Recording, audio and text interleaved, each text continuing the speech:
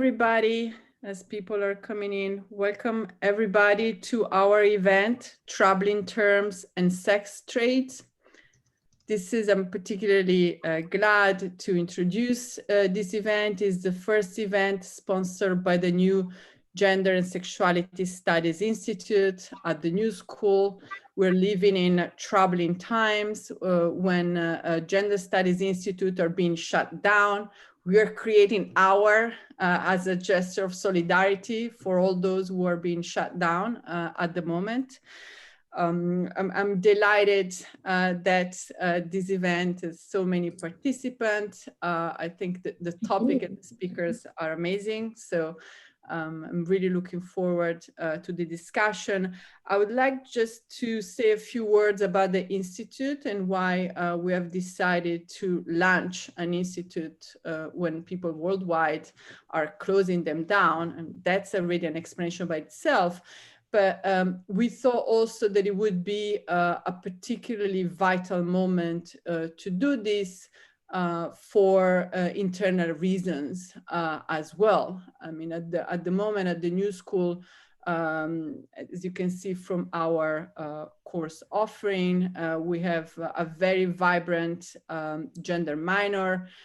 Every semester we have over 40 courses on Gender and Sexuality Studies Institute that are always full, and they keep thriving. So we decided to build this institute to bring together the undergraduate minor with the Gender Studies Certificate that is a university-wide as well initiative, and brings together something like 87 affiliated faculties. So there's a lot of interest for these issues, both on the side of the students and on the side of the faculty. So we wanted to create a place where this conversation can come together, both between New School members, but also sharing it outside of it, which is what we're doing today with this panel. I would like to introduce the moderator and chair of this panel, which is Rachel Schreiber, who's both a professor and dean at the Parsons School of Design of our very own New School. Please join me in welcoming everybody to this panel and Rachel Schreiber. Thank you, Chiara. Thank you so much. It's great to be here today, and it's been a pleasure as I joined the New School to help in the shaping of the Gender and Sexuality Studies Institute. I'm just going to be really brief. I will say that this panel was initially developed and we expected to have been presenting at the the Berkshire Conference on Women, which should have been in the early summer at Johns Hopkins University, but as with so many things in that time frame, got shuffled off. And at that point, I said, I think I know a good place to present, since we had already were far down the road. But I also want to make clear that Judith Walkowitz and the other panelists are really, the panel is really their brainchild, and I was really honored to be invited to be part of it and to be the chair and moderator. So I am going to very, very briefly introduce each of the speakers, because you will have seen, hopefully, their fuller biographies on the event page. And I'm going to introduce them in the order that they will speak. So they will each be speaking for a bit, and then following that, we will take question and answers, which I'll be questions to answer, which I'll be moderating. You can go ahead and be entering questions in the chat as they're speaking, but we will I'll hold all the questions until the fourth speaker has finished. And so otherwise, as is normal Zoom etiquette by now, people probably know, please mute yourself when if you're not one of the speakers, and that will help the audio go smoothly. So today's speakers in order. First, we will hear from Carol Lee. Carol Lee has been working as a sex worker, prostitute, activist, and artist in the San Francisco Bay Area for more than 30 years. Since the late 70s, she has written and performed political satire as Scarlet Harlot and produced work in a variety of genres on women's issues, including work based on her experience in San Francisco massage parlors. After Carol, we will hear from Judith Walkowitz, who is Professor Emerita of Modern British History and Women's History at Johns Hopkins University. Her research and writing have concentrated on 19th century political culture and the cultural and social contests over sexuality. Following Judith, we will hear from Julia Late, who is a reader in modern history at the Department of History, Classics, and Archaeology at Birkbeck, University of London. She researches and teaches on the history of women, crime, sexuality, and migration in the 19th and 20th century, in 19th and 20th century British world. And we will conclude with Eurydice Arani, who is a senior lecturer in journalism at the University of Technology in Sydney. Her research focuses on the history of sex workers' rights movements in Australia and most recently in France. And so I think you get a sense from those intros. We are truly an international, transnational panel pulling here from numerous time zones around the globe. And very pleased to have these speakers. And I will now turn things over to Carol. Welcome. Great, thank you so much. And first of all, I would like to thank Judith Walkowitz, who invited me here and whose work, Prostitution in Victorian Society, inspired me so greatly when I first became a prostitute and an activist. So, as a late 70s feminist and a poetry writing student at Boston University, I was most impacted by the principle of reworking language to substitute respectful terms for the prior insults to women in conventional language. So Robin Lakoff's 75 book, Language in Women's Place, was my Bible. And I will post some URLs later so you get an idea, can follow some of the work in other pieces. So the occasion in which I invented sex work was my attendance at an anti-porn conference. And I think it was possibly from WavePam, Women Against Violence in Pornography and Media. So it wasn't women against pornography, but they were commenting on the violence. So I still had some place reserved for that possibility of a tragedy, but primarily I was attending to represent a working prostitute. So Coyote, Priscilla Alexander, Margot St. James would attend these meetings, these conferences to make a special point. And I went to a workshop, and the name of this workshop was on a newsprint pad. I remember ascending the stairs, and it was something about the sex use industry. As a feminist, I realized that we would usually now like to use the language that I was from the woman's perspective, talking about what she would be doing, and not from the perspective naming what the man does. So I thought, no, this is not the sex use industry. That's what the men do. This is the sex work industry. And that sort of ties in with my revelation that, indeed, although the prostitution wasn't really recognized as work fully, if at all, society went back and forth about that, but that it was work, and it felt like work to me. And I worked in a massage parlor in the Tenderloin, kind of a really sleazy massage parlor in the Tenderloin, and the concept of this being work seemed to be reflected by my coworkers.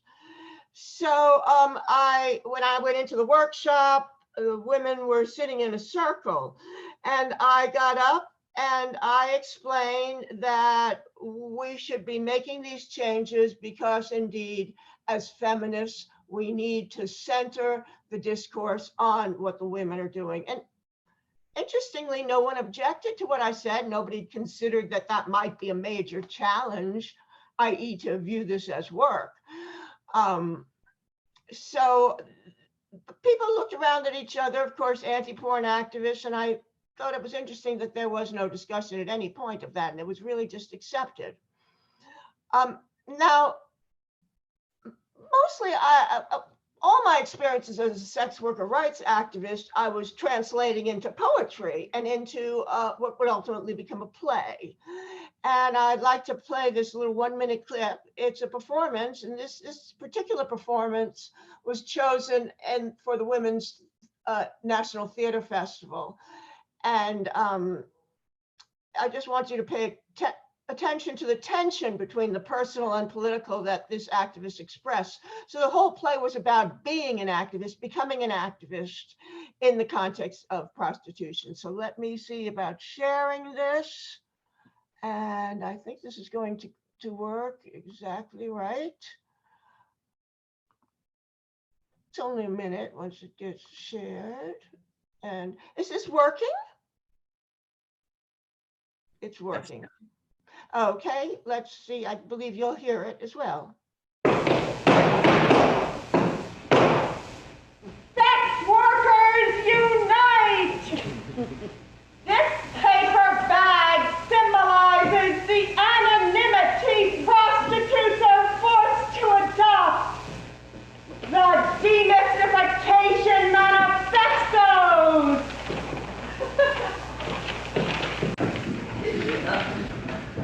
We won't remain anonymous!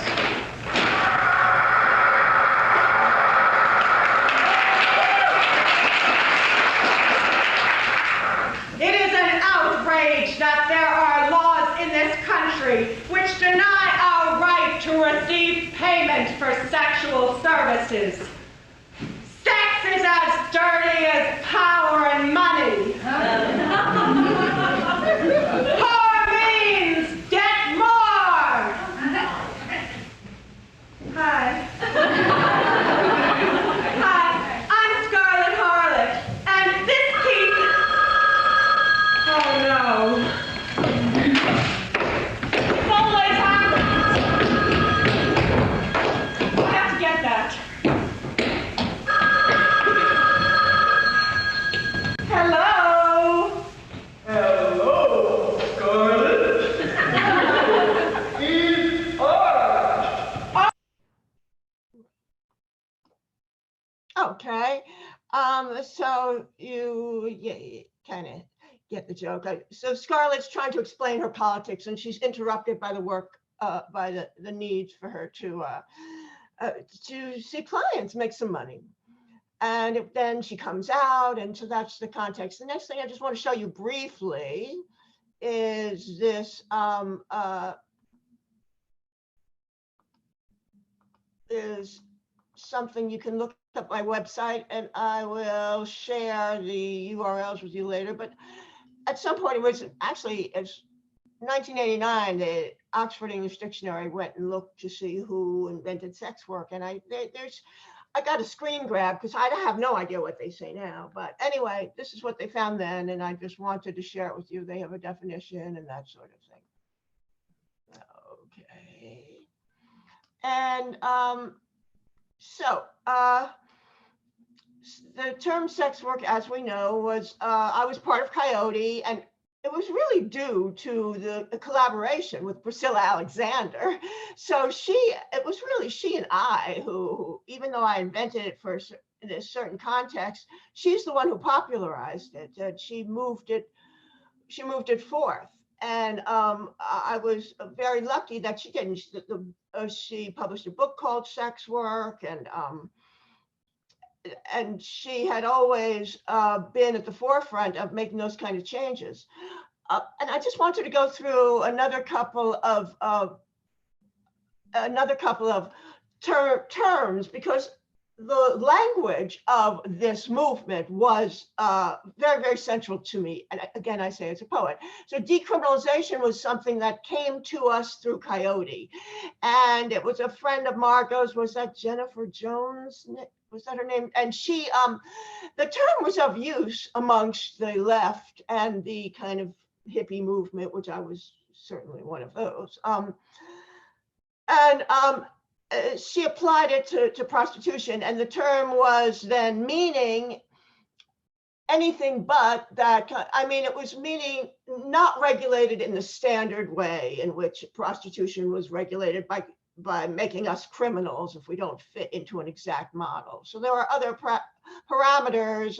One could say usually prostitutes were forced to work in a specific context, i.e. on the street or in a brothel, or and the term, however, was problematic because everybody, individuals and some organizations had a different meaning for prostitution, for decriminalization. So it was very hard, or for some of us, it became difficult to actually advocate on something that was not really clearly defined, yet the sex workers found so much meaning in using that term, but to so many, it really did mean no regulation whatsoever. And I will show you something, and I will also put up I'm going to put up the definition, and also I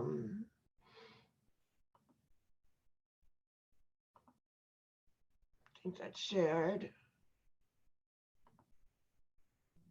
Okay, and I will then share the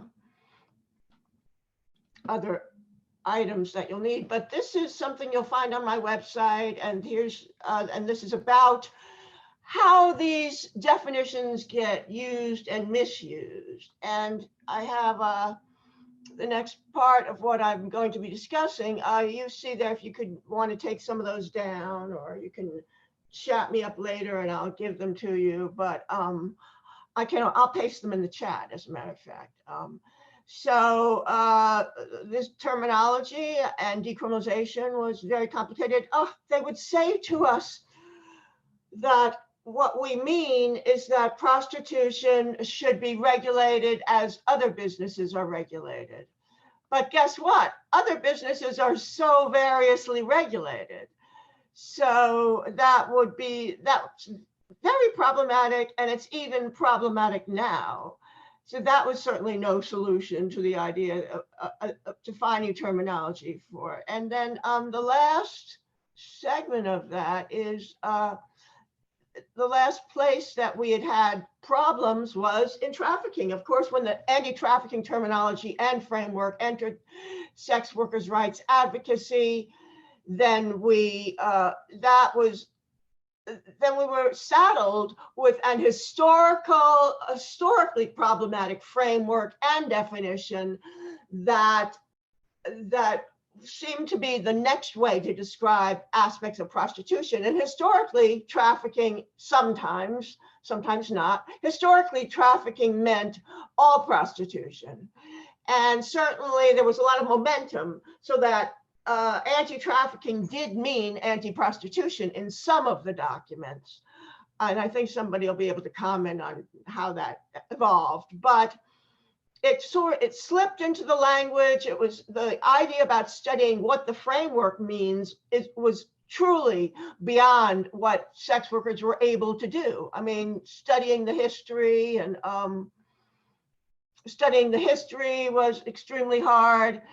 And when I try to communicate what is a framework and why is it problematic, I don't think that there's only maybe a handful of sex workers who are on that path. And maybe I would say, Laura Augustine is, of course, the most well-known and makes the most cogent arguments. And what I see now, of course, is that in all kinds of statements, trafficking is reified so that we take it as a given, although trafficking can mean various things in various contexts. It can, again, mean prostitution. The laws contradict themselves. So I think that is my time that I have prepared for you here. And I know we'll be discussing later, but I'm very eager to hear from you all, and especially from you all, from the audience and from the speakers, about ways they've encountered these troubles. So thank you very much.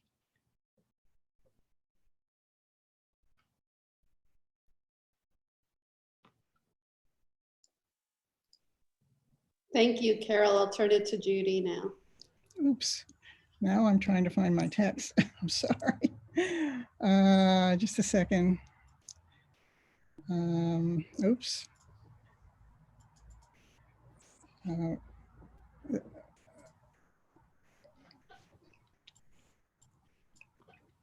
Could you, let me just, all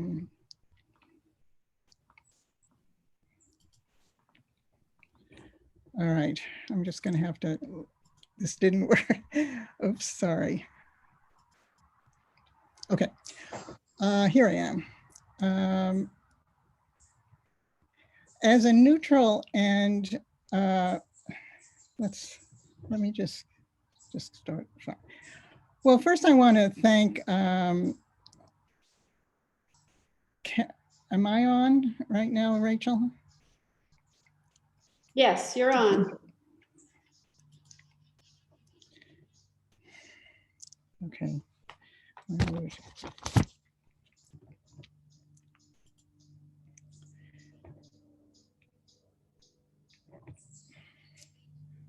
You're on, Judy, but you just turned your video off. Okay, I'm going to have to do this a little bit differently because what I tried to do isn't working. Am I on now? Yes. Okay. I want to pay tribute to Carol Lee and her inspired coining of the phrase sex work in San Francisco in the late 1970s. Her linguistic innovation was an important milestone, one that helped to alter the political and social imaginary of sex traders. But of course, the idea of sex as work precedes the late 20th century.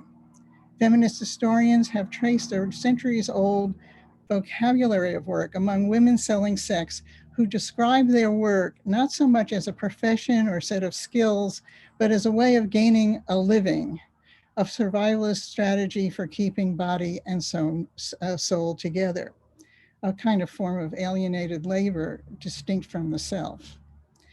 1970s feminist scholars and prostitute rights activists reframed this understanding, this rhetoric of work, and transformed it into a political tool to energize activist networks and embrace criminal justice reform and public health initiatives. And today I want to provide a brief account of this political reworking, mostly using the UK story as a case study, but we could see how Carol came to think of this as a kind of a propaganda and political weapon for the struggle.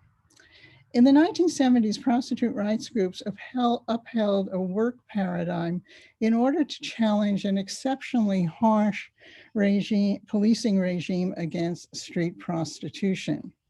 The United Kingdom is a case in point. The passage of the Street Offences Act of 1959 gave police greater powers to arrest female prostitutes and magistrates greater powers to imprison them.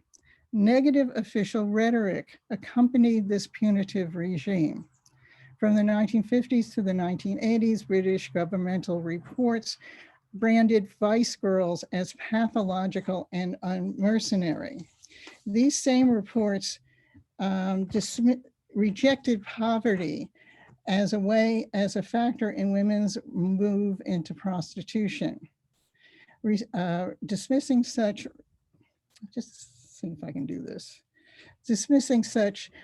reasoning as a vestige of Victorian thinking that had no place in a high employment modern welfare state. Drawing on three materialist feminist frameworks, prostitute rights advocates of the 1970s reinserted women's work and poverty into discussions around prostitution. First, they employed feminist standpoint theory that championed the capacity of ordinary subjects to produce new forms of knowledge based on their material experience. Second, activists invoked a labor framework that aligned work with women's agency and collective resistance. Finally, building on the politics of housework movement, They likened the work done by sex traders to the undervalued and intimate labors performed by women inside and outside the household. Blending these frameworks, rights activists argued that selling sex was no better or worse than other forms of low-paying women's work. Two prominent UK prostitute groups of the 1970s broadcast prostitution as simply work. In 1976, Birmingham's PROS, which is an acronym for a very sober title, Program for Reform of the Law on Soliciting, emerged out of the efforts of feminist social workers and probation officers to organize their street prostitute clients into a neighborhood-based grassroots movement. It highlighted prostitutes' status as laboring subjects. PROS activist Eileen McLeod began her campaign book entitled Working Women, Prostitution Now, with a quote from Sally. "You want to get across that we are ordinary women." In the book, street prostitutes describe themselves as ordinary women doing ordinary work, supporting their families and servicing mostly married men whom they deemed to be Mr. Average, but they did so under, under conditions and risks that were not necessarily ordinary. Meanwhile, Selma James, the charismatic leader of Wages for Housework, had already established another prostitute rights group in central London.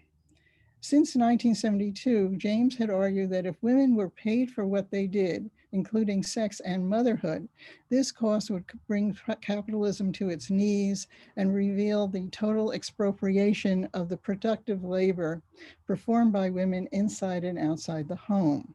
By 1975, inspired by prostitution activism in the US and France, James extended the logic of wages for housework to prostitution. James praised prostitutes as a female vanguard of urban rebels because they got paid for what they did. Along with a small racially diverse cadre of political activists, many of them from the States, James founded the English Collective of Prostitutes, or ECP. From her office in King's Cross, London, James could observe sex migrants from the north of England plying their trade, having arrived on discount away day train tickets. They were commuting. Established street prostitutes in King's Cross had a name for these women. They called them Thatcher's girls, to signal the detrimental effect of Thatcher's economic and welfare policies on women's lives. Thatcher's girls were a politicized variant of working girls. In films and decades of the decade, the figure of the working girl or Thatcher's girl had a double meaning, an ambiguous double meaning. She simultaneously positioned prostitute women as independent traders like Margaret Thatcher and as economic casualties of Thatcher's welfare cuts. The emerging discourse of sex work among prostitute rights groups replicated this duality. On the one hand, both prostitutes and the ECP emphasized work in the sex trade as a proletarian condition associated with street prostitutes and pursued by women trying to escape poverty and support their families. On the other hand, sex work also signaled an expanded service occupation, deserving of recognition and labor rights and linked to the more lucrative and rapidly diversifying off-street parts of the sex industry. In 1975, Helen Buckingham advanced such an argument when she organized a call girls group in London. Buckingham wanted prostitutes to become tax-paying citizens, autonomous free traders, and recognized professionals. She remained optimistic about a free market in sex once the constraints of a punitive state were removed. Her enemies were the police and the criminal justice system. Both PROS and the ECP demanded criminal justice reform as a first step to getting the state off the back of women workers and allowing sex traders to control the conditions of their sexual labor.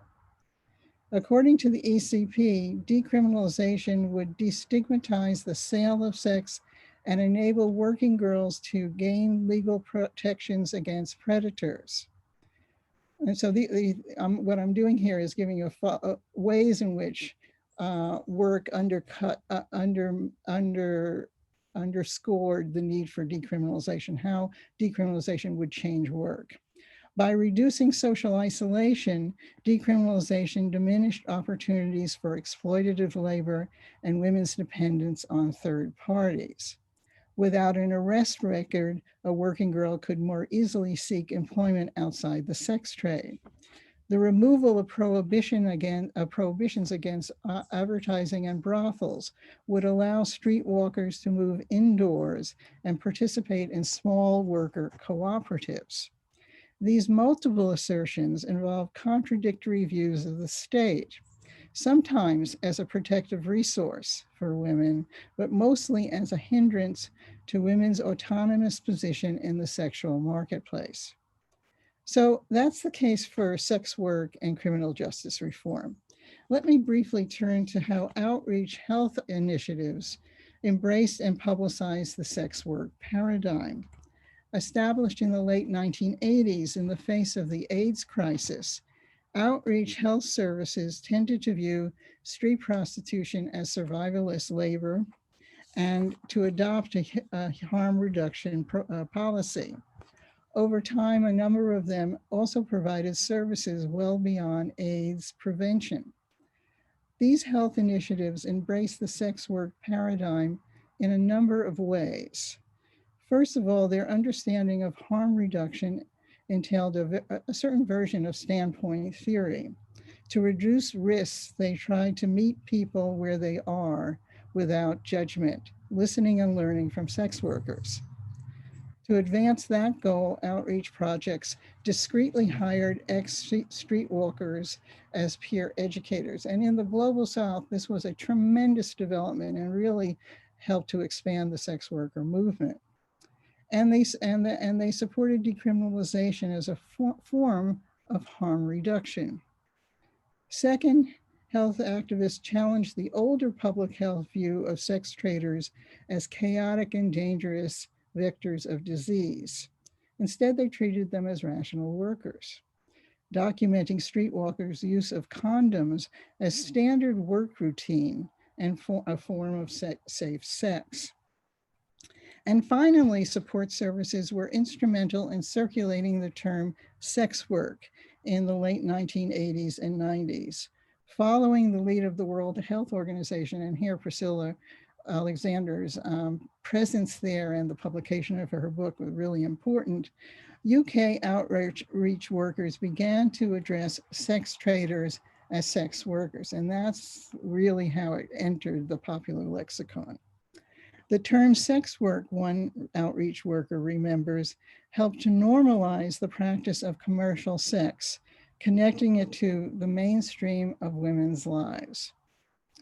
As a neutral and inclusive term, more or less translatable across the globe, sex work helped to reorder the political and social imaginary of sex work traders from a marginal group to a workforce closer to the mainstream of working lives. The sex work paradigm possesses many political advantages, and I've enumerated quite a few. But I want to conclude by spotlighting two paradoxes and conundrums. Now, I don't have time to actually take up the kind of dialectic between sex work and the abolitionist argument about violence against women, but I'm sure we will discuss that as another feature of this history. So the paradoxes are really about, if you're talking about sex work, why are there certain kinds of silences or exclusions? The first relates to identity politics. Many subjects in the sex trades have embraced the identity of sex workers, while others have not.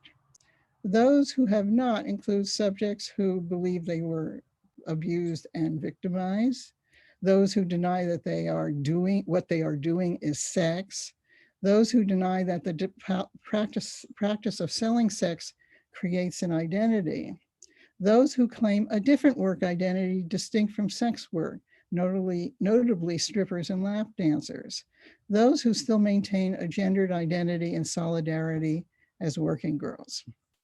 All this suggests that intersectionality is a vital political strategy, but one very hard to achieve and not easily realized by eliding differences.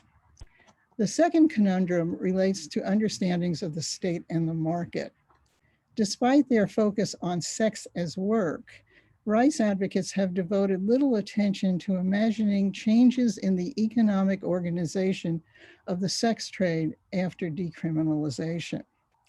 In the 1980s, PROS and the ECP endorsed an artisanal craft model of small worker cooperatives. They overestimated the power of small traders to survive in an era of heavily capitalized sex industry. They also underestimated the power of the administrative state to regulate prostitution outside of criminal codes. Their view of the state centered on the criminal justice system, ignoring the state governance of the economy. They evinced little sense of the state's positive capacities or of its full workings. Anti-statist political thinking among sex workers may have been a factor here. Surveys of prostitutes regularly find that they do not want sex work to be a criminal offense, but they don't want to be regulated by the government or pay taxes either. In recent years, a strong resurgence of sex worker activism from a younger generation has certainly sharpened this critique of the sexual marketplace under capitalism. In New York and London, Decrim Now has located the decriminalization of sex work at the nexus of campaigns for immigrant rights, racial justice, economic justice, and housing and trans rights. But apart from labor protection and social rights for sex workers, Decrim Now has little to say, at least in the short term, about how the business itself should be reordered or how it should operate in urban space.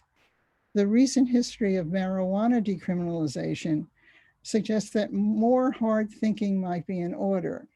Capitalism in the form of the adult entertainment industry or internet websites is happy to fill the void when older structures of domination are eliminated. Thank you. Hello, I've got instructions from Rachel to just pop up when Judy's done. So here I am. And my job is to talk about sex trafficking. And I'm going to try to do two things in this talk. Firstly, I'm going to try to give a very brief history of this term and its incredibly important antecedent, the term white slavery, and the newer term, modern slavery. And then I want to critique their use and utility, both for historians and in the present day. White slavery, the term used to describe the exploited prostitution of young working class girls, was the moral panic of the early 20th century. And I'm going to just share my screen a little bit, although PowerPoint, as usual, isn't sharing perfectly. But oh wait, no, hang on, that's not working. Hang on. Anyways, it's not working. I'm going to give up. Just take my word for it. It was the moral panic of the early 20th century. It featured innocent white girls, usually new migrants to the big city, defrauded and drugged and kidnapped and forced into the sex trade. It was, warned early 20th century newspapers, an all too common fate for the daughters of the poor. White slavery as a concept was caught up in anxieties about increased single women's migration and the very real threat of sexual abuse and exploitation these young women encountered in all forms of work. Oh, you did see the PowerPoint, Barb. Oh, great. Okay, well, maybe I should show you the PowerPoint then. 1 second. Do we want to see the PowerPoint? The people say yes. All right, PowerPoint. When I show the PowerPoint, I can't see anything else, but all right, so you can see the PowerPoint, in other words. Okay, excellent. Yes. So these are some images here from that early 20th century moral panic. And I think they kind of collectively illustrate really nicely the kind of melodramatic narrative of that early white slavery panic. And so it was caught up also in these obsessions over the gendered dangers and freedoms of the heterotopic city, a place that, as Judith Walkowitz's seminal work has shown, was full of dreadful delight. And occasionally white slavery was called things like the traffic in women and children, the notorious traffic, immoral traffic, but white slavery in the early 20th century really dominated the discourse. And in using the term white slavery, campaigners and journalists were tapping into multiple understandings of labor and sexual exploitation at the time. White slavery had been used in various ways, but prior to it becoming firmly connected to prostitution, it was used, as Gunther Peck ably shows, to describe the wage slavery of white workers in the United States in the mid to late 19th century, at the end of American chattel slavery. And when feminist and moral reform campaigners used it, they tapped into a much older moral tradition of abolitionism, claiming, so they said, that while Black slavery had been abolished, white slavery, that is the sexual exploitation of white women in prostitution, had not. And so abolishing this form of slavery, which a lot of the time they called a worse form of slavery, was the next logical crusade. White slavery was and remains a fundamentally racist term. Its very power lay in the unnatural idea that whites could be slaves and that the protection of white women was central to white superiority. It was used to describe white workers' exploitation as though this was happening chronologically after Black exploitation, as though emancipated Black wage workers were not suffering conditions many times worse than the poor white workers who were being called white slaves. It was used to describe the sexual exploitation of white women as though women of color did not suffer in equal and likely far greater numbers because of poverty, racism, and imperialist oppression. It is, in short, an irredeemable term, but it had important work to do. Most commonly and increasingly as the 20th century, sort of the first half of the 20th century wore on, it was a way to divorce the question of exploited prostitution from the conditions and wages of women's work. White slavery was a moral crusade against the evils of prostitution, and particularly immigrant sex workers.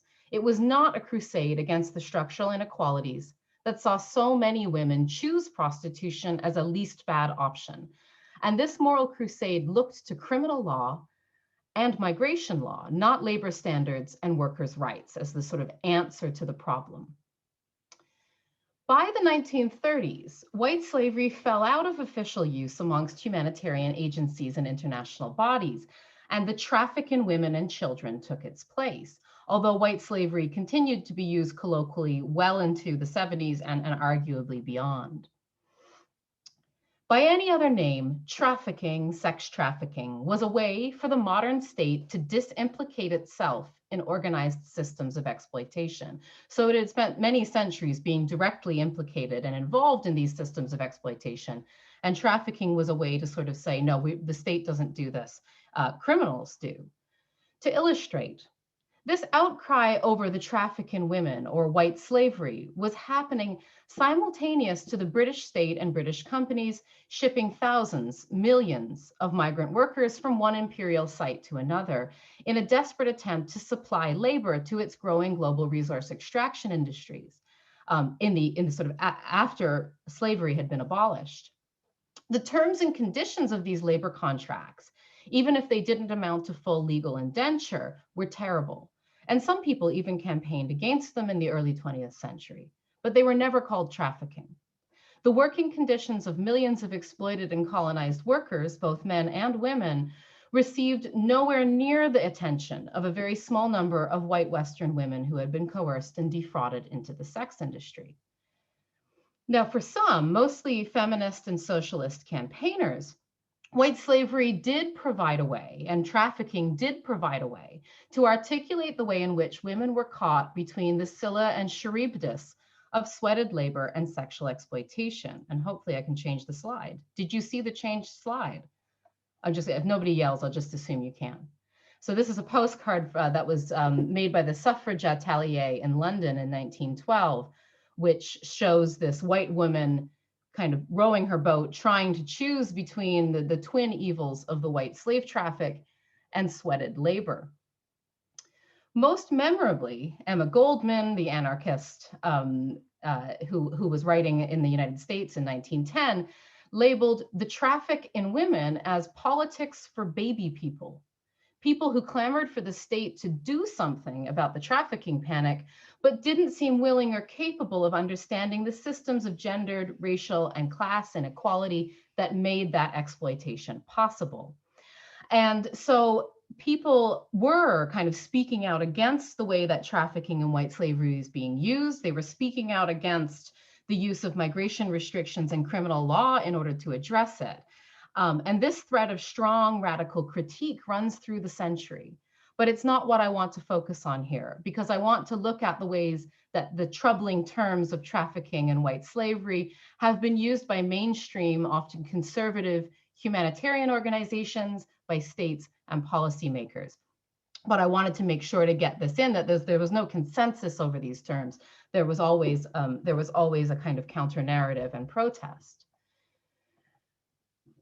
So for still others, white slavery was pure sensationalism. Trafficking was pure sensationalism. It was a sexualized, melodramatic narrative that was only loosely clothed in moral vestments. It sold newspapers, it funded films, it sold books.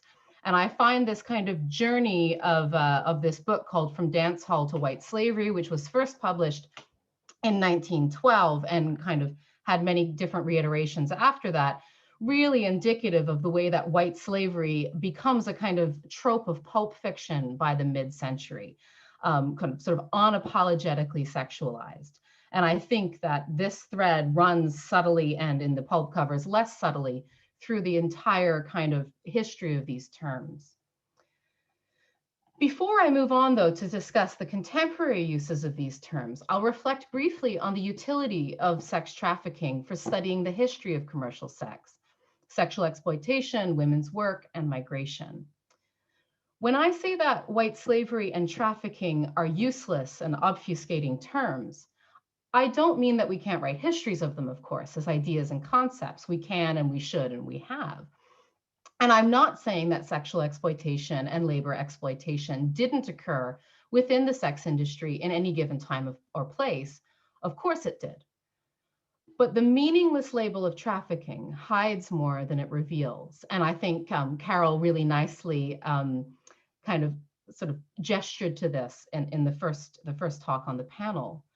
Historiographically, so for historians, it keeps the study of prostitution and trafficking separate from studies of migration and domestic service and other kinds of intimate labor. The term itself, linked so thoroughly to a moralistic understanding of migrant prostitution, prevented contemporaries and prevents historians from seeing women's complex and nuanced experiences. And I completely agree with Carol that trafficking is used willy-nilly to mean both exploited migrant sex work and also just all prostitution. It sort of becomes synonymous for prostitution, and the user of the term gets to decide what it means and the work that it's going to do. And so when we're using this term used in these ways by people in the past, we're left unable to adequately capture or articulate the spectrum of exploitation experienced by women across a range of licit and illicit sectors. And this exploitation's interconnectedness to other forms of exploitation. So namely, it was exploitation in licit work that frequently compelled women to turn to sex work. So a great example of this is that one could say that domestic servants in the early 20th century and beyond were routinely trafficked.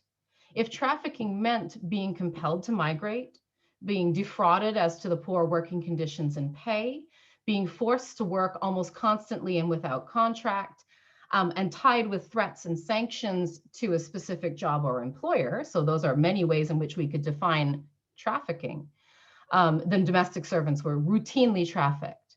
but they were never called trafficked and they were never called white slaves because the work they did, however badly paid and exploitative, was seen as desirable and crucial to the functioning of the economy. And it didn't offend sexual morality. Indeed, rescuing women from trafficking proved a very handy way to solve the early 20th century's servant crisis, as middle-class reformers grew adept at shunting trafficked women, in the evocative words of the historian April Haynes, out of brothels and into kitchens. Or, to put it another way, trafficking is not a label that requires proof of exploitation or of coercion.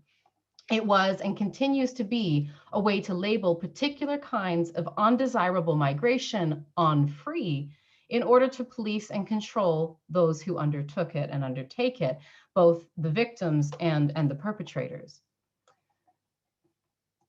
So sex trafficking reemerged, and this is going to be one of my last slides. Sex trafficking reemerged as a cause célèbre in the early 2000s. And its tropes bore a stunning resemblance to those of white slavery a century before. Images of innocent white girls, idealized victims, kidnapped at random in dangerous urban spaces. And in this ubiquitous imagery of trafficking, victims are portrayed as passive, voiceless, gagged, cowed. Perpetrators are often racialized, and saviors are Liam Neeson. And these vagaries of definition that I've tried to sketch out, however briefly, of the vagaries of trafficking and like what that actually means. You know, it could either be migrant work in the sex industry, or it could describe extreme sexual exploitation, depending on what the person using it wants to convey. And these vagaries were deliberately maintained, most of all by states who could use anti-trafficking to enact migration restrictions and further criminalize women who sold sex. And yet, both the women who were defrauded into migrant sex work and the women who consented, often in difficult circumstances, to migrate for sex work, have one fundamental thing in common. Both are rendered more vulnerable to increasingly far-reaching and hostile migration restrictions. Then, rather suddenly, beginning in Australia, but spreading rapidly through the policy tables of Britain and America, the term modern slavery eclipsed trafficking. This had some promise in that it centered on labor rather than sex and foregrounded industries other than, or at least in addition to, sex work. But really, you know, it kind of promised a way to potentially foreground this idea that it was labor exploitation at the heart of all of these problems, that migration wasn't the problem, that it was the conditions of people's labor that was the problem. And yet in practice, it was more of the same. Through law and through rhetoric, modern slavery came to be as connected to migration as the previous iterations of trafficking and white slavery had been. And even those who were officially declared white slaves, modern slaves, I often mix up the two because they seem so similar to me, not to mention those whose cases were found to fall short of this definition, continue to face deportation in the guise of rescue. We are using different terms, but we continue to reinvent the same wheel. So, trafficking, as well as modern slavery, is, with apologies to Joan Scott, a useless category of historical analysis, and far more than just a troubling term in the present. It is a profoundly dangerous and damaging one. We must ask ourselves why this conversation, why the imagery, why the laws, why the policies have moved on so little from a century ago, despite a century worth of academics, campaigners, and survivors calling for new approaches. And it's fundamentally because the rhetoric of white slavery, trafficking, and modern slavery, which tries to peddle the myth that we can stop exploitation through migration restriction and criminalization, upholds rather than challenges the systems of labor exploitation and racialized and gendered inequality that maintain modern economies and states. And these are systems in which sex workers are so often at the sharpest end. Thanks very much.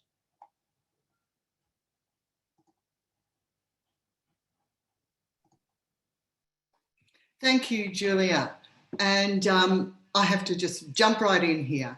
I'm Eurydice Aroni, and I'd like to thank the organisers for inviting me to speak alongside people whose work I admire so much. Today I'm talking about, I'd also like to acknowledge that I'm speaking with you today from Gadigal land of the Eora Nation, also known as Sydney, and pay respects to the Aboriginal and Torres Strait Islander people at this event, their elders past, present and emerging. Thank you. Today I'm talking about the term decriminalisation, which for our purposes means the repeal of criminal laws that apply to sex work. As we meet, there's over 200 sex worker rights organisations based on every continent, along with NGOs such as Amnesty International, World Health Organization and UNAIDS, calling for the decriminalisation of sex work as a necessary reform to address the harms associated with sex work. Decriminalisation has been the holy grail of the contemporary sex worker rights movement since it evolved nearly 50 years ago. I know that because I've been part of this movement on and off since the early 1980s.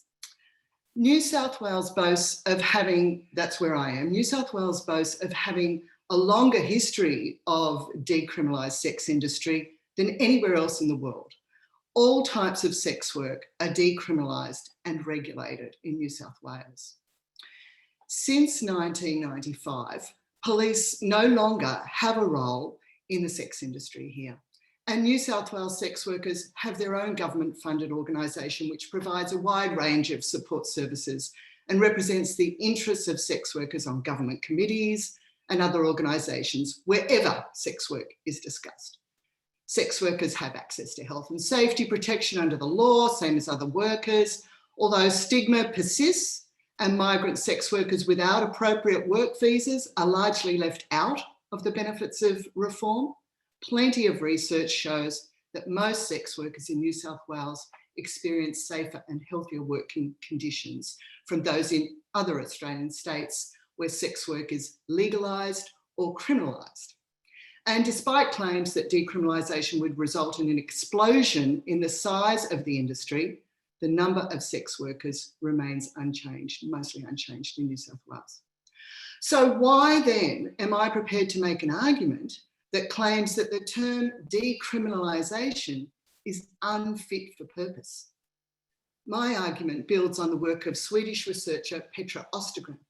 She says there is no consensus. And also I was so interested to hear Carol say that this was the case right from the beginning with the sex worker rights movement. There's no consensus on what exactly is meant by the terms decriminalisation and legalisation, or on what basis they are used.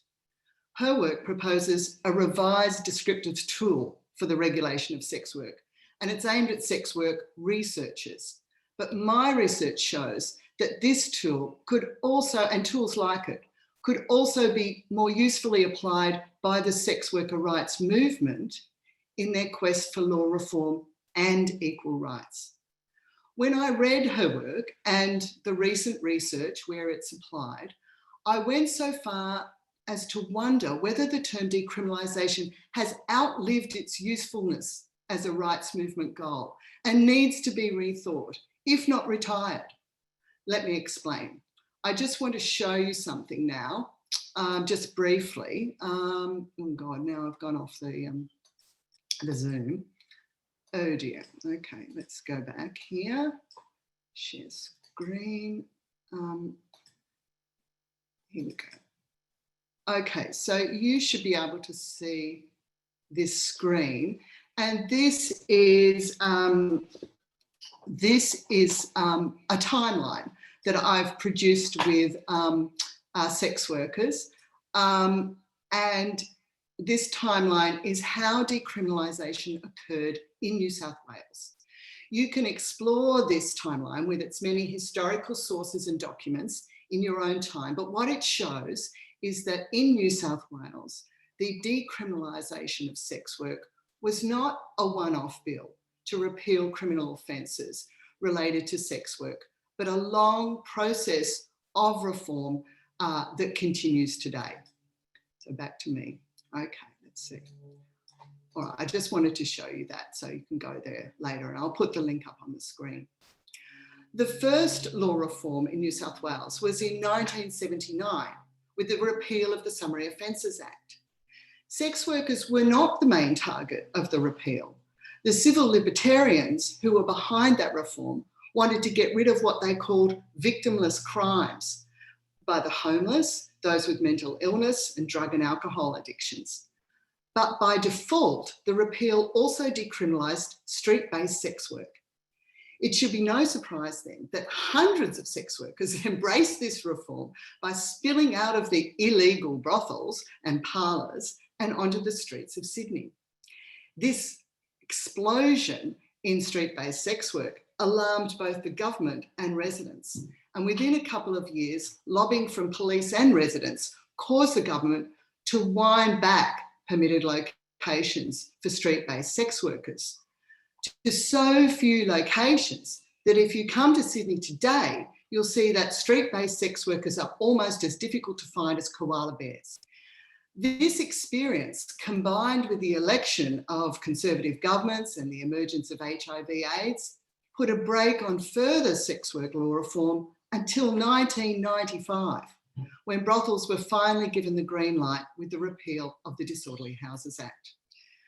But despite warnings from sex worker organisations, local governments were handed the power to regulate brothels, and many councils have done so to a degree which really contradicts the spirit and intent of the reform. And Judith mentioned this.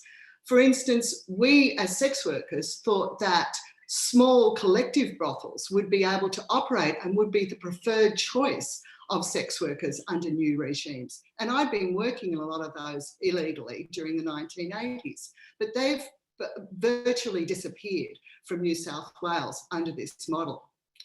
Persistent problems with regulatory bodies has meant that sex work governance in New South Wales is now most often referred to as partial decriminalisation with regulation.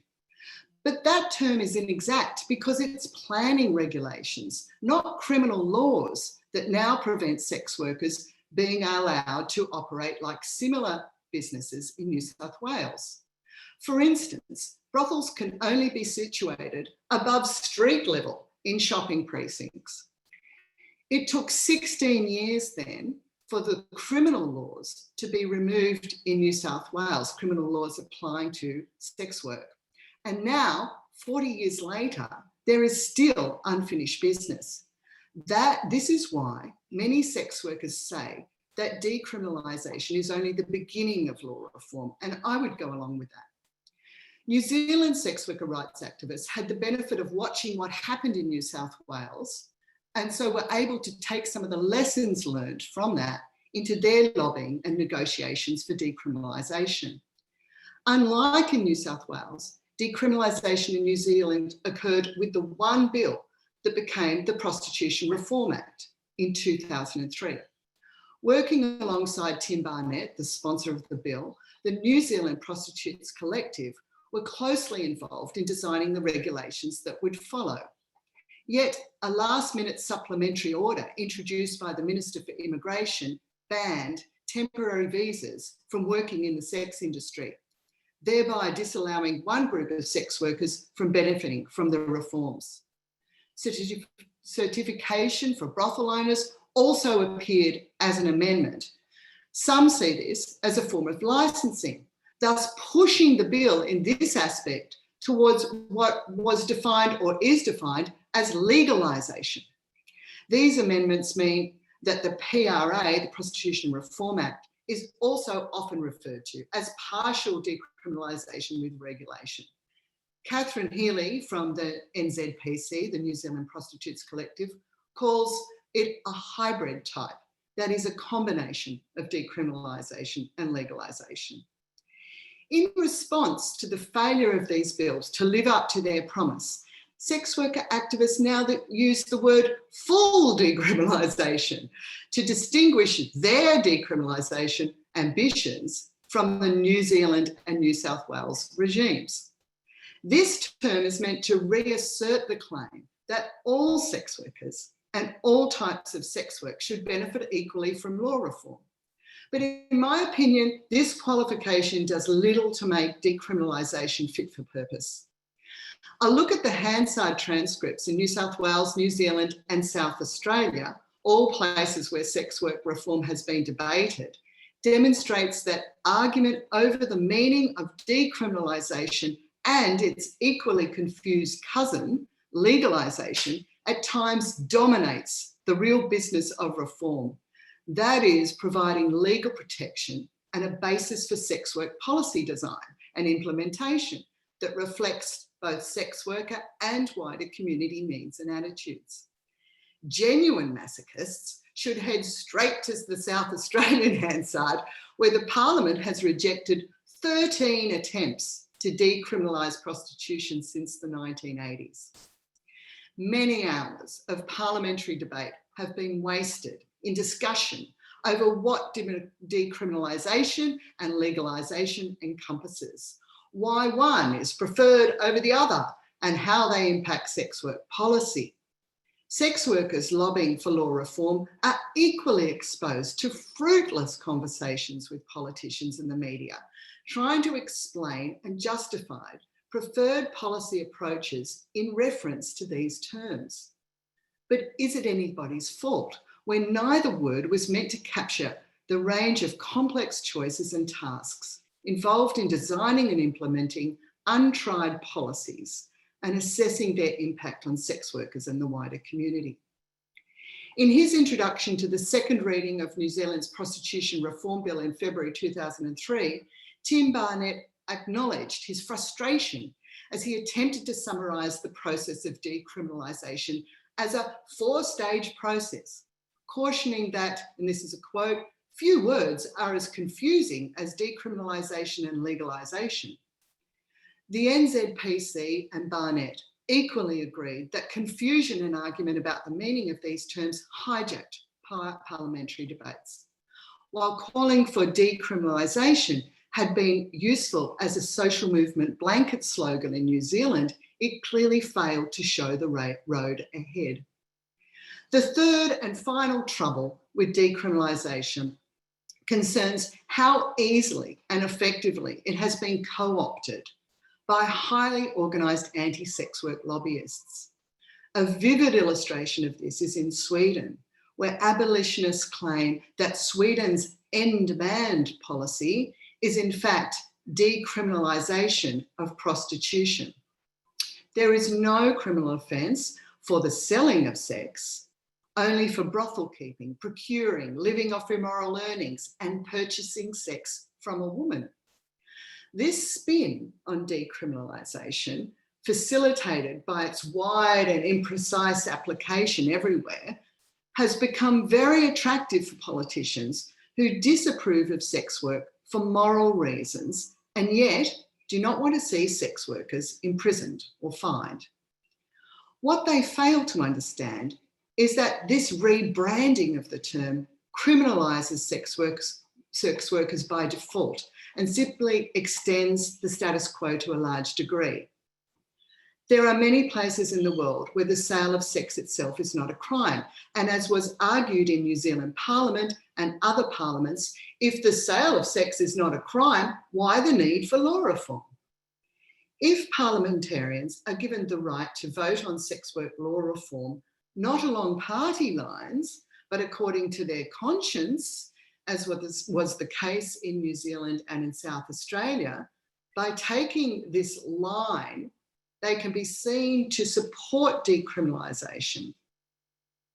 Why sex workers' health and safety should be a matter of someone else's conscience is really beyond me, but this approach demonstrates that morality, not public health, nor human rights, is the basis on which most decisions are made concerning sex work. Sex work abolitionist Melissa Farley's visit to New Zealand during the debate on the Prostitution Reform Bill even persuaded former sex worker and then politician Georgina Beyer to argue for the Nordic model. She subsequently changed her mind and voted for the bill. As many of you will know, the bill was passed by a single vote. Decriminalisation has a core role to play in sex work law reform, and Australian sex workers are thrilled that the Northern Territory passed a bill to decriminalise sex work in late 2019. Their bill has built on lessons learned in New South Wales and New Zealand, and we have high hopes for its implementation. But to put this into context, sex worker activists and their supporters have only been able to push through significant decriminalisation in just 3 jurisdictions in a period of close to 50 years.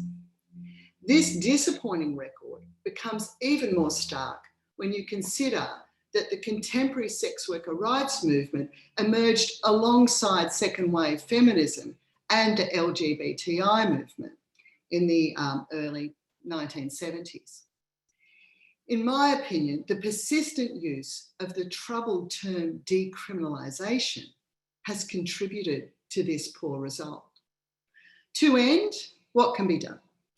I propose that sex workers look beyond decriminalisation and legalisation for tools that can be adapted to local needs and conditions.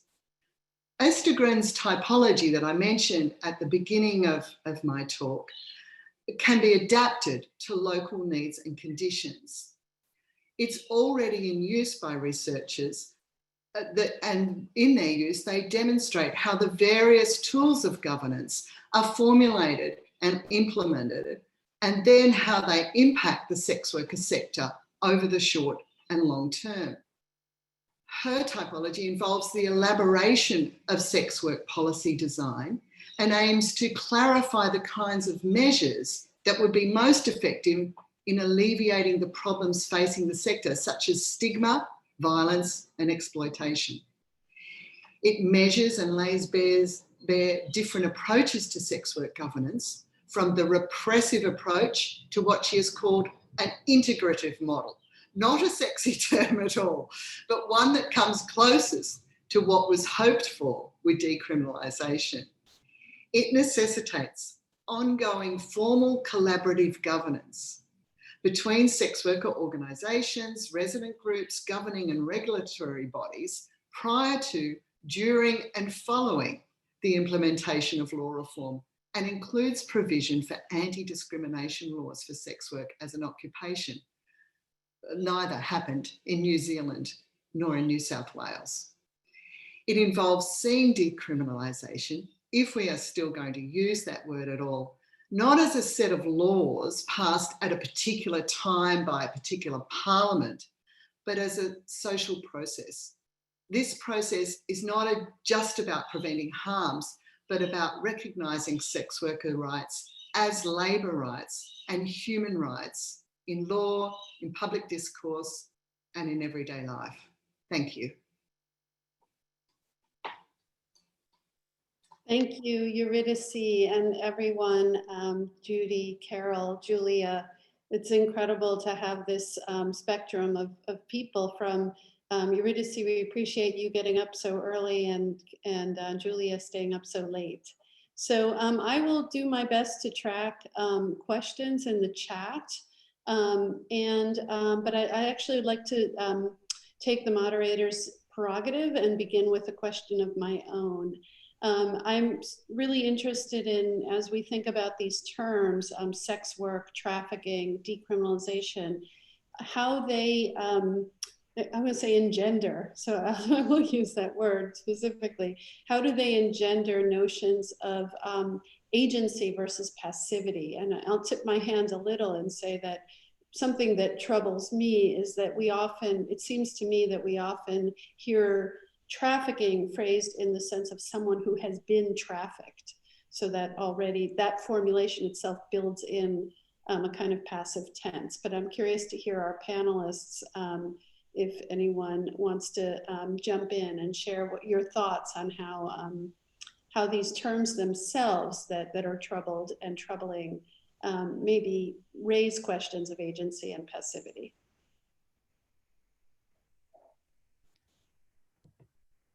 Well, I guess I think sex work, one of the, as I said, as I tried to explain, I think sex work emerges out of certain frameworks that align work with assumptions of work with assumptions of agency and resistance, that is, I mean, a certain kind of cultural Marxism that underwrote that assumption that if you were a worker, you have a capacity, you have a capacity to act and a capacity to think rationally and a capacity to engage in collective activity. So that is, you know, one of the core presumptions of the term.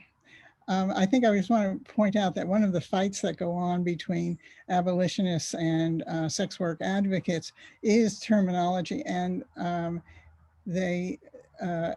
abolitionists would speak of prostituted women, precisely as you were saying, that something is done to them rather than, and the only people who have agency in their discussion are survivors, women who've exited the trade.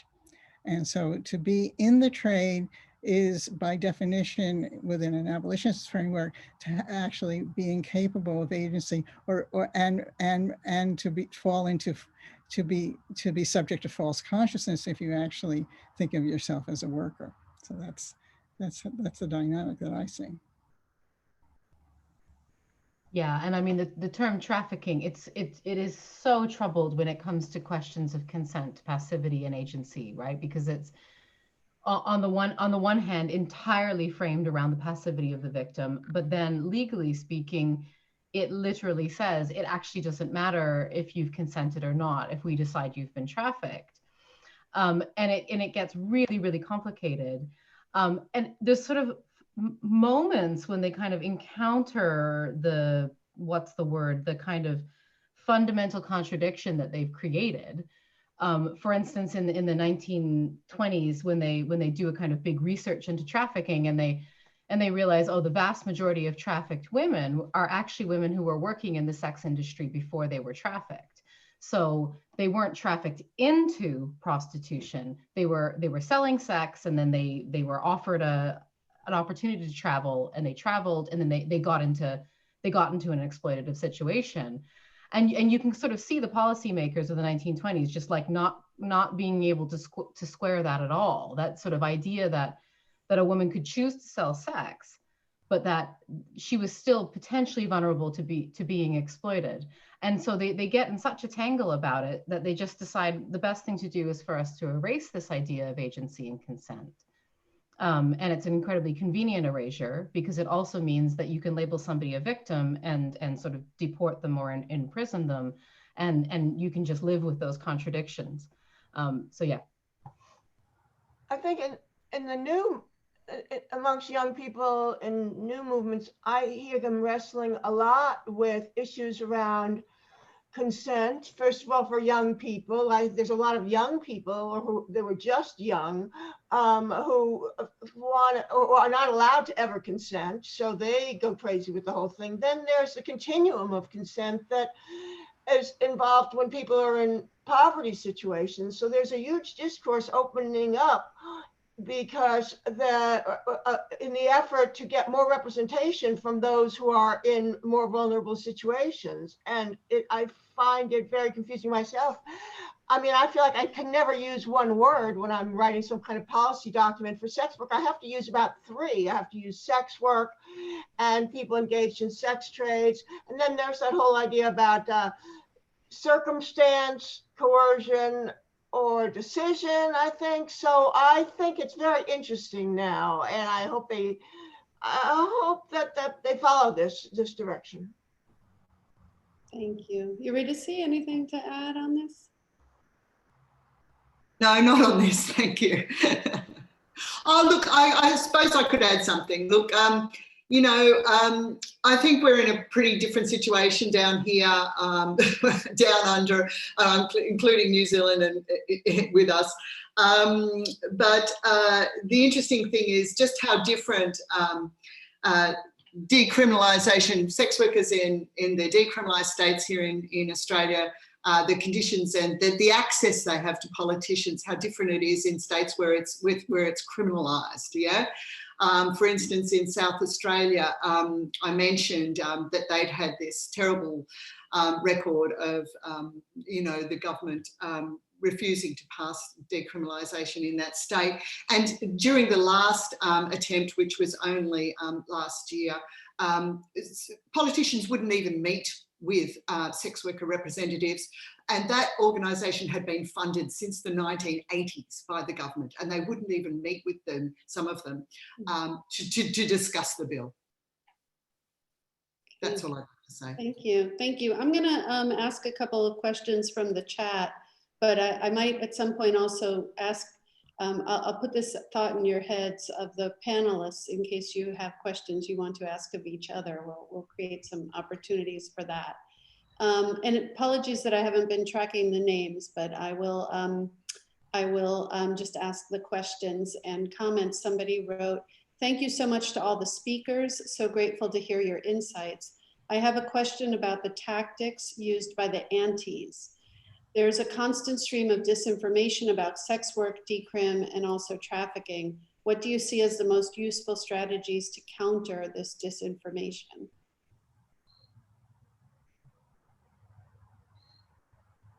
I'm so glad you asked that question because it was my favorite. Well, not I really liked that question.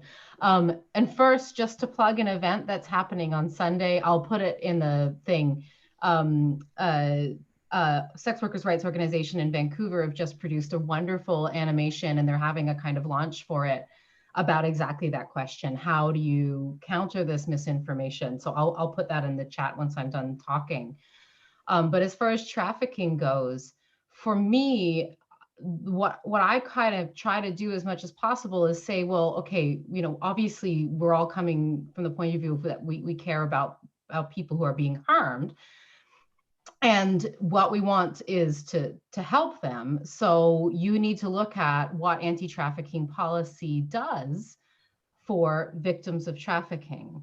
And you don't need to look very hard to see that they're imprisoned and deported. And I think if you encourage people who are kind of anti-trafficking and very concerned about, enormous exploitation and abuses within the sex industry, because that obviously exists, to just sort of say, well, just do a little bit of digging and see, what happens to these labeled trafficking victims. And the end of that story kind of speaks for itself. Judy? Well, I was thinking, this is kind of a slight version of that, of an answer on that. I was thinking about what Julia said about the melodramatic and sensationalist way in which white slavery and now sex trafficking has been represented. And what struck me about sex work was that the kind of cultural forms that have been used to advertise that, and I'm not talking about research and surveys, which are really important, but in terms of culture, is really much more in the the downbeat cultural realist mode. That it's not celebratory that much. The movies of the 1980s that embraced the working girl are really about the women surviving and together, engaged in kind of dead end, hard, exhausting labor. But that's what it was labor. That might not, I don't know how much that counters. It may be a way of finding the right resonance, the right tonality to talk about this kind of work. And also countering a kind of melodramatic sensationalism, which always misrepresents, which always forces a dichotomy of victims and villains. And this is a much more complicated representation of what choice might mean for the women who are going into a lot of the parts of the sex trade. So it's kind of, I'd like to hear Carol's thoughts about it, because her cultural work is quite different from these kind of downbeat cultural realists dramatic forms, and how you think that that actually persuades people. Because I really do think that it's a really different style than I've seen coming out of Britain. Carol, do you care to?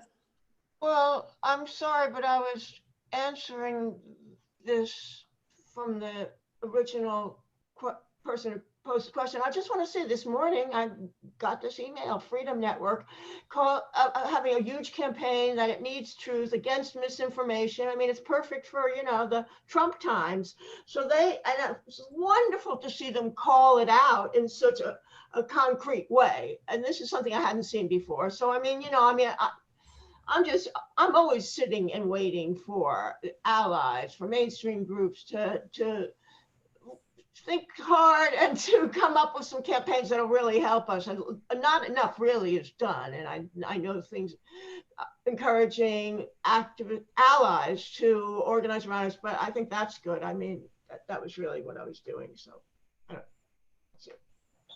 I pasted it in the notes, by the way, the email from Freedom Network. Eurydice, I don't know if you want to add, but I'll also just add to say that one of the challenges here is that the, I think it was Julia highlighted the preponderance of media on the anti-trafficking campaigns beginning in the early 90s. And they became such a kind of cause of the moment. They're just highly, highly funded. And so when the activist groups I've been a part of, it's like a kind of David and Goliath, you know, it's just really, it's one of the challenges, basically just they're funded and they've been bought into by, you know, there was, if maybe people remember, a really outrageous series of videos. You can find them on YouTube, made by Hollywood celebrities that said, you know, the gendering in them was intense. Was like Sean Penn and others. Real men don't buy sex. Real men don't traffic women. And in order to make that rhetorical play that would have these men doing things like, you know, trying to make a grilled cheese sandwich by using an iron on an ironing board. So the notions of women's work and how they were bound up in this sort of gendered notion of what trafficking was just truly astonishing to me. But so there's a resource issue here too. Eurydice, I don't know if you wanted to add anything to that, or I can, and then I'll go to the next question. Yeah, I just would like to add something. Yeah, look, sex workers are in an enviable position of in places where they are criminalised, or their work is criminalised in effect. They can't, you know, it's so dangerous for them to come out and represent themselves, and to have the community represent, and the more vulnerable the people are, that sex workers are, in terms of the hierarchy of sex work, you know, because some are affected by laws more than others, you know, migrant sex workers, for example, the less able they are to come out and represent themselves.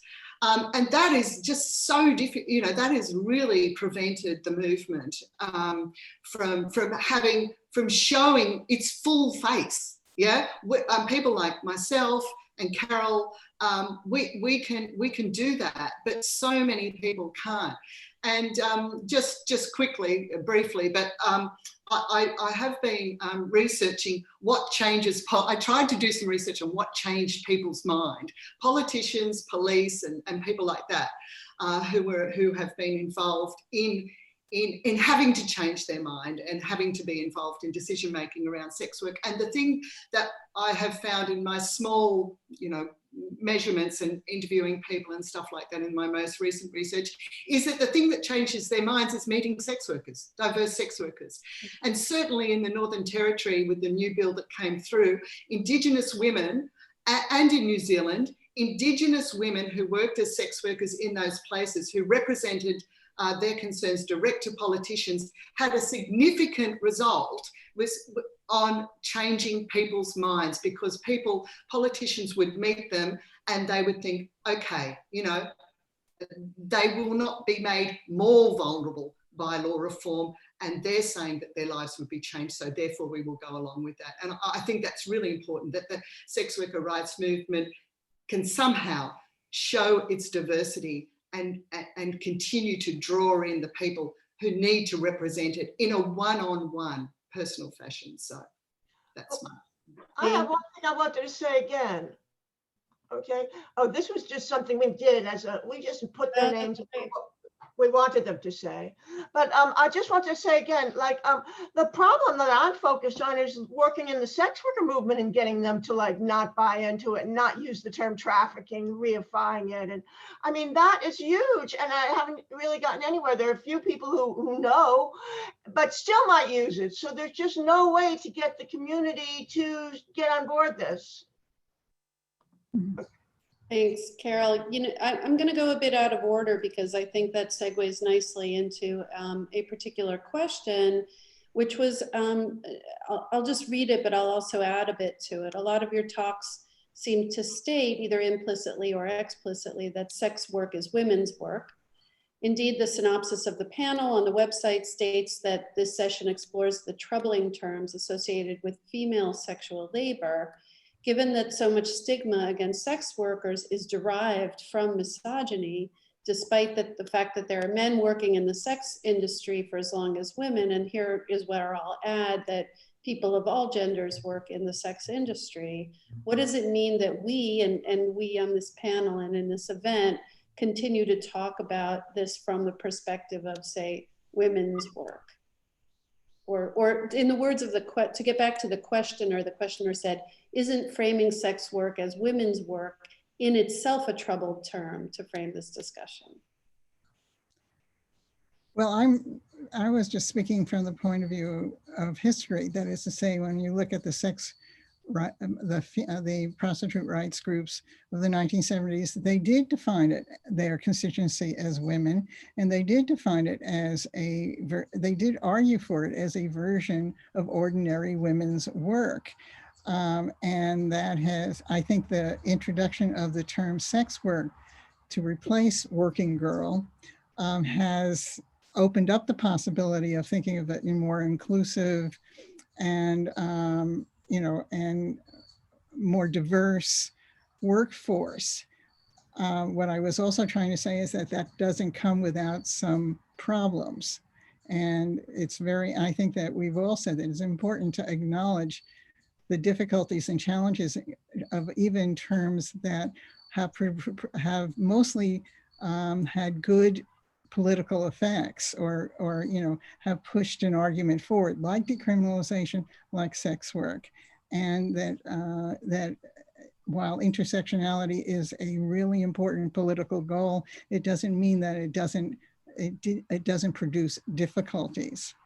And it requires work itself. But I think the history of, when I spoke to prostitute rights organizers from the 1980s, they said, yes, they did have some male sex workers come in, or they did have people who would be, who now would be called trans, come in, and they basically were turned away and said, look, we have enough on our plate. This is enough. This is all we can handle right now. That's history. And so I think it's interesting that there has been a transformation in the language and in the politics, but that doesn't mean it's easy. Yeah, and I mean, sorry, I didn't make explicit why I was connecting that to the last question, and those images that Carol showed that were great, which is that legacy continues in this rhetoric of what real men do and don't do, like the notions of normative gender notions that are embedded in that are so striking to me in terms of how they continue that historical legacy despite despite the phrase sex worker, which is itself gender neutral. Does anybody else want to weigh in on that? Yeah, I would. Judy's explanation that people, trans people being turned away from the movement in the 1980s was not our experience in New South Wales or in the rest of Australia. In fact, trans people in New South Wales in particular, Roberta Perkins, who some of you might know her work, she wrote 5 books about sex worker. She was one of the leader trailblazers here in New South Wales. So I'd just like to add that because I think it's, you know, it can be very different where you're speaking from. Thank you. Yeah, that seems important. Julia, you want to add something? Yeah, I'm really glad that question was asked because I had this sort of paragraph about it that I had to slash mercilessly from my very short presentation. But I mean, ultimately, because I'm a historian and I work on the early 20th century, I'm really, it's really, really hard to see the male and trans sex workers in that story because the law that was applied to arrest them was so different. And I've written quite a lot about being in the position to only be able to see my historical subjects through the lens of the state, right? So it's only when they become kind of targeted by the state that I can see them. And the problem with male or male identified sex workers is that they were being arrested under a law that applied to all queer men.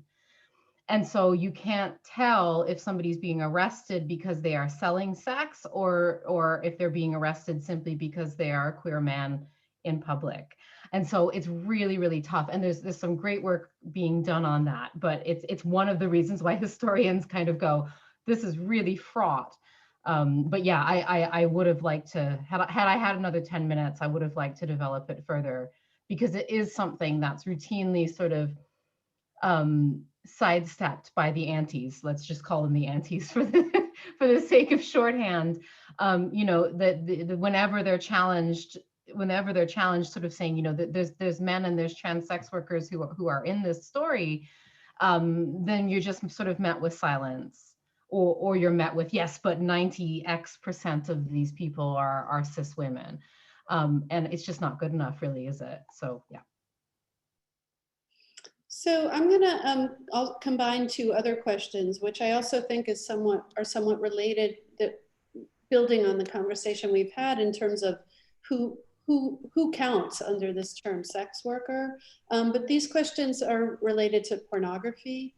And so one person asked, I was wondering about the difference between porn performers, male and female and queer talents in porn and sex working. I struggle to see how to theorize the difference between all these positions without addressing how they are defined from the outside. And another questioner, I'll put it together, also asks, I wonder about the difference between sex workers and artists working in pornography, how that came about.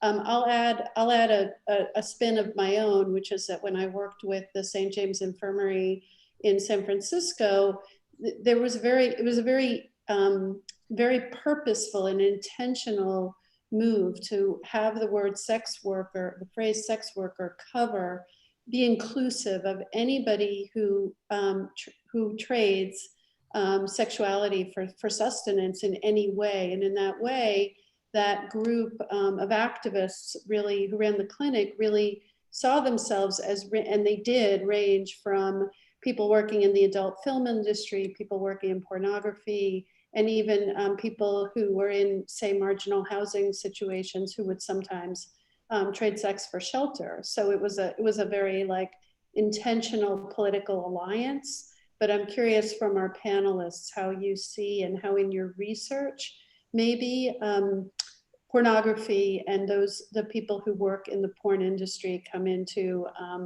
the work that you're doing and what you're looking at.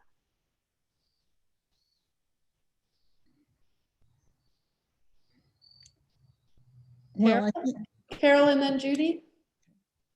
Well, I mean, I think that in different countries, different contexts, sex work doesn't seem to include dancers to some extent, although some of the prostitute activists are trying to change that. But when you look around, I mean, communities have different definitions of sex work. And I think, I mean, I see that, and I want to be able to accept that to a certain extent. Of course, the term was created in a way to get all the allies together so we can be a political force, and it works to such a large extent. If a few people, a few countries, a few regions are not so gung-ho on that, all right. But you can tell that'd be nice. But for sex work, what I don't really feel it includes is like, if you're staying at somebody's house and you're having sex with them, but you're just having this thing with them, so you have a place to stay, and part of it is going to be sex, it's a little bit informal. And the reason I'm concerned about that is that a lot of those young people didn't want to be called sex workers, because somehow that was too much, and that they felt that they needed to emphasize how they were different. And I've said this before, but I feel like there is something important in that, and to open a little space there. So when I read, though, that sex work is voluntary, I get a little crazy, because then what do you call involuntary sex work? I don't even know what you would call it. And then it's not like other work. And I think that but the answer is all work is presumed voluntary, just in that you talk about it. It's presumed voluntary as far as work is presumed voluntary. So, and then then you have to sort of state the opposite if it's not. You know, and here we just discussing this in the context of people trying to figure out the changes in labor in our this place in our evolution around socialism, capitalism. So I think that's an interest. There's a lot of my friends writing a book about work and sex workers in sex work. So I think that that's the whole story from my perspective. Judy? Well, I think since the 1970s, there's been a dramatic proliferation and diversification of practices that count as sex work. And I think that even though mostly the attention of the criminal justice system has been on street workers, they are increasingly a small minority of the practice. And as we see the proliferation of various kinds of off-street sex work develop, including web work, cam work on the web, the distinctions about virtual versus live sex, the distinctions between art and labor become much, much more difficult to fix, to stabilize, let's say. And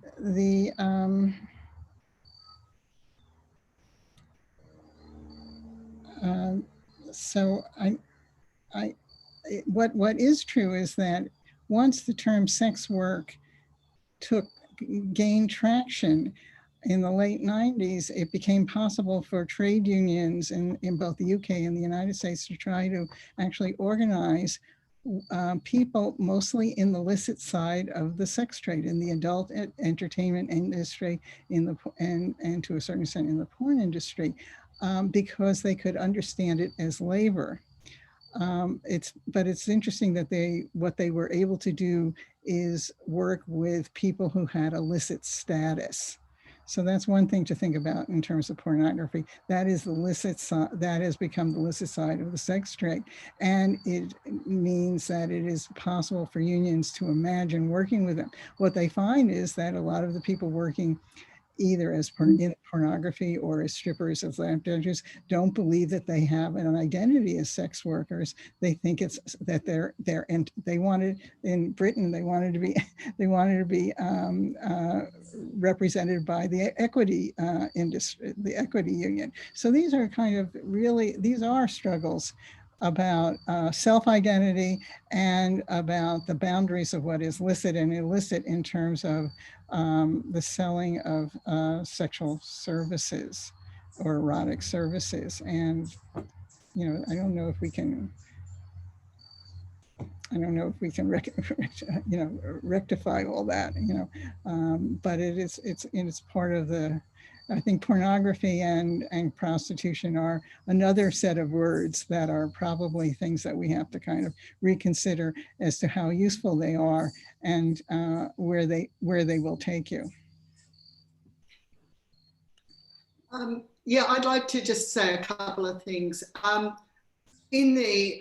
found a document, and it's on that timeline that I brought up briefly, it's on Whores of Your site, website, the timeline of decriminalisation in New South Wales. Anyway, in the early 1970s, the strippers in King's Cross here in Sydney went on strike, and the trade unions actually supported them and tried to help them arrange a boycott. And that's one of the earliest things I've been able to find about the sex industry. They didn't call themselves sex workers, but they were supported. And in fact, a union official was thrown down the stairs of the building where they worked and suffered really bad injuries. Anyway, that's just an interesting aside. But just to bring it into the present, this thing about identifying as a sex worker has, look, it's very contentious issue, not contentious, but the contemporary sort of reading of that in New South Wales is we have a lot of massage parlours. We call them rub and tugs. I'm sure that other people have a similar kind of name. And these places offer sexual services, but mostly they are just the rub and tug, although full service does go on. Now, these massage parlours, and there are a lot of them in Sydney, aren't regulated as brothels, and they mostly employ migrant sex workers. Now, those workers in those brothels, some of them, do not want to be designated brothels, as a sex service establishment or premise, because then that would stigmatise them. They would prefer to be working, this is what some people would say, they would prefer to be working in a deregulated system where there's ambiguity about what they do, so that their friends and family, they're not exposed as sex workers in their community, that there's always some doubt. And so that's been a very thorny issue for us, for the movement to kind of try and work out how these workers are delivered the same sorts of benefits that come from decriminalisation, but at the same time, they don't want to identify as members of that community. And anyway, I'll just leave it like that. But that's a real problem here. I think we've bumped into talking about stigma, in different points in this presentation, but that continues to be a question in terms of people's, back to what I asked about agency, desire for self-identification or otherwise. I'm going to head us towards closing and taking the cue from the crickets and Judith's, the beautiful crickets. We're here in the Eastern time zone.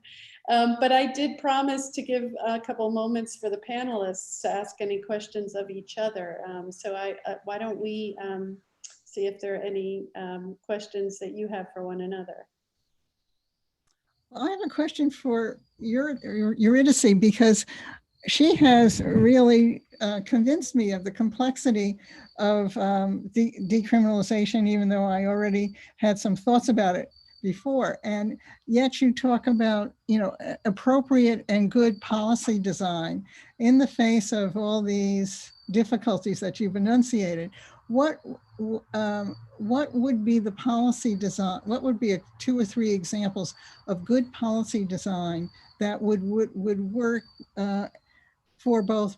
I really like the fact that you talked about sex workers and people living in the urban space, because that's also another issue that's not highly addressed. What would you think would be a good policy design that would move things forward? just a couple of examples of something that could help break this, these patterns. Judith, okay, so that's so difficult. All right, so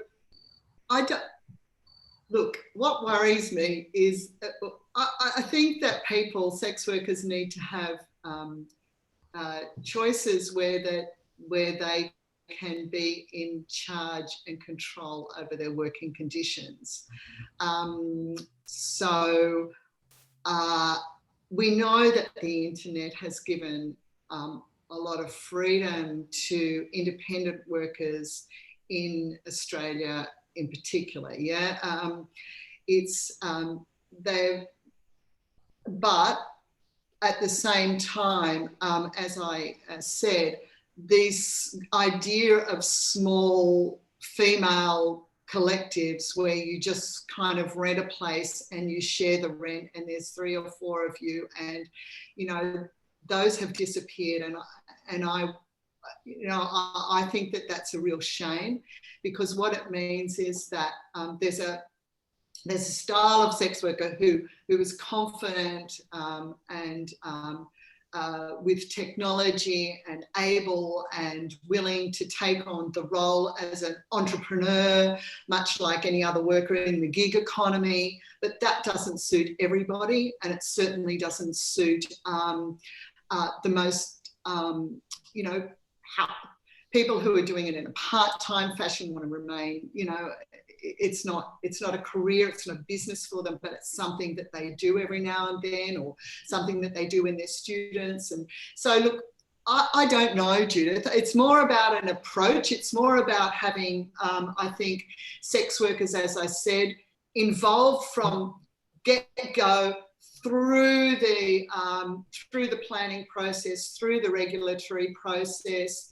I don't think local councils should have the powers that they do, because, here it's created this real tier. You can really only be a regulated brothel if you've got the funding and if you're prepared to go to the Land Environment Court and argue it through. And, there's all sorts of things that prevent now people getting together and operating in an independent and affordable fashion. So, but if sex workers are involved from go to woe, and are also involved in afterwards in reassessing policy and being involved all the way through, that's never really occurred to any degree. So it's more about the approach, I think, rather than me having any answers. Mm-hmm. Thanks. Any other panelists' questions for one another? I love the sound of Judy's crickets. It's very Really nice. I'm ashamed of the fact that I escaped New York, but it's particularly soothing, because I'm just sort of reflecting on what, this question about policy, and Barb Brent's asked a question about, can we kind of use trafficking as a Trojan horse to sneak in good policy, and I'm a big believer in that kind of realpolitik, actually, which is the term you used.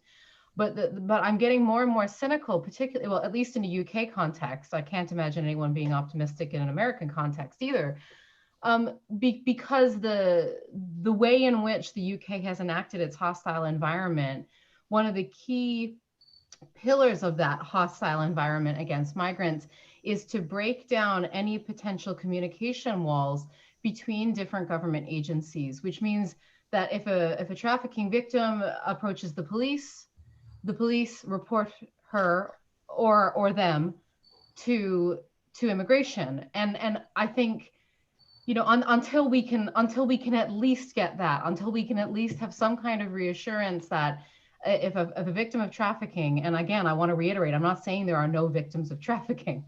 There are many victims of trafficking, but until we can get some kind of political agreement that victim can report their abuse without fearing deportation, then we're getting nowhere. And I'm just getting more and more cynical about the way in which migration has become, just the political football of what we're seeing in a much wider sense, a kind of resurgence of extreme right-wing politics.